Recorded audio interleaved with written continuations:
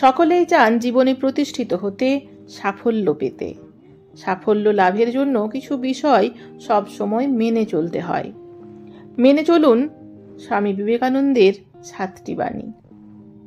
সব সময় মনে রাখবেন, সব কাজেই সম্ভব, অসম্ভব কিছুই নয়, একথা বলেছেন স্বামীজি। তিনি বলছেন, নিজের ওপর সব সময় বিশ্বাস রাখুন, সব সময় পজিটিভ চিন্তা ভাবনা করুন। আমরা যা ভাবি তাই হয়। আত্মা সর্বশ্রেষ্ঠ শিক্ষক। সকল ব্যক্তিকে নিজের থেকেই সব কিছু শিখতে হয়।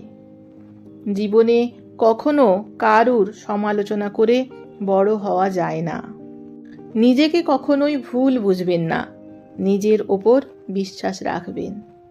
এই ছিল স্বামীজির বলা 7টি বাণী, যা মেনে চললে জীবনে আপনার সাফল্য অবশ্যম্ভাবী।